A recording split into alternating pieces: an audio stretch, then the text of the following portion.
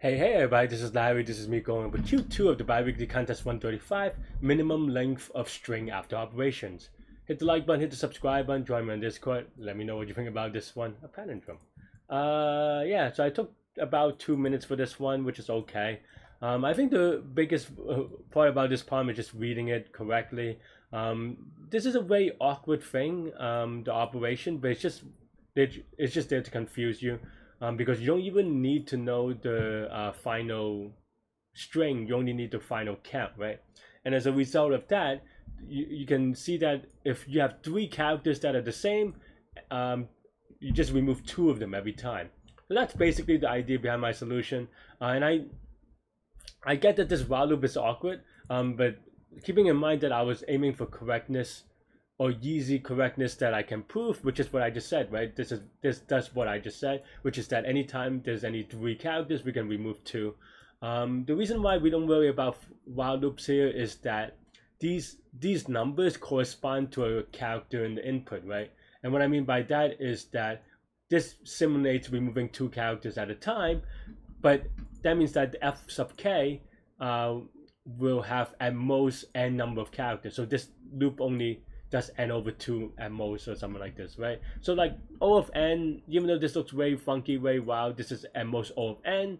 This is O of n just because it, gets the frequency table, and then we sum up whatever's left on the value, right? Of course, probably the way to do it is, so this is, during contests, and I didn't want to find a formula and prove it and take time and be worried about edge cases, but we could do that now, right? This is after the contest, so maybe you can do something like, okay, so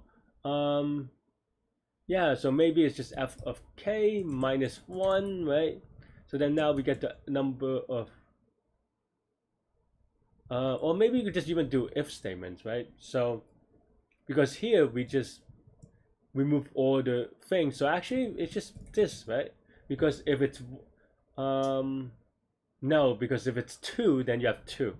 So okay, so that may be the only case. So if f sub k is greater than equal to 3, then here, otherwise,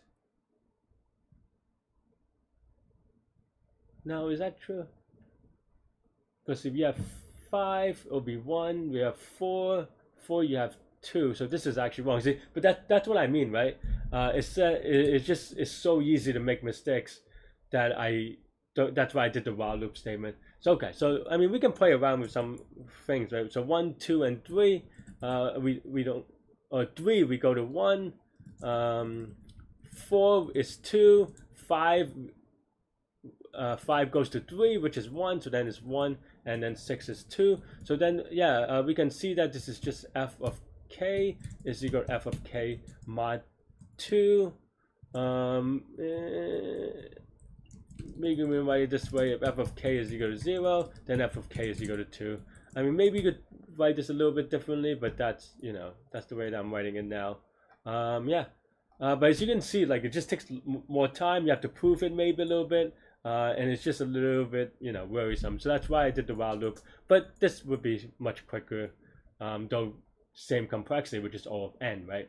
But just lower constants. But yeah. That's all I have for this one. Let me know what you think. Linear time, linear space. That's all I have for this one. Thanks for watching. And you can watch me solve it live in the contest now.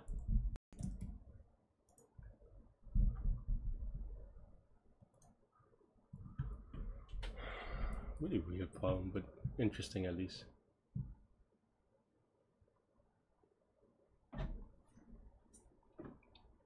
Still waking up.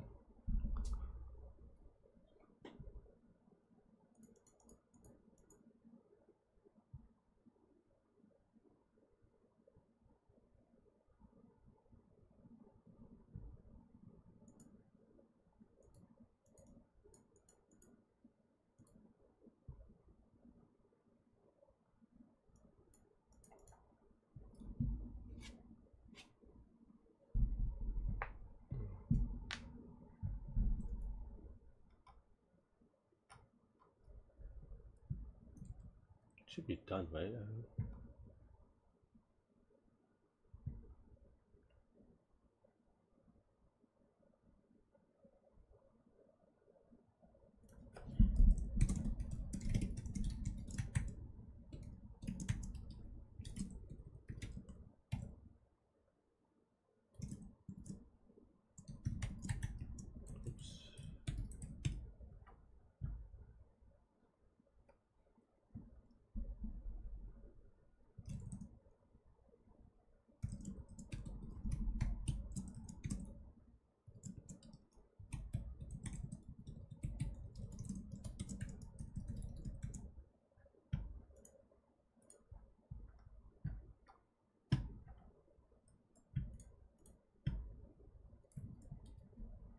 little bit awkward. I could have done the math, but don't want.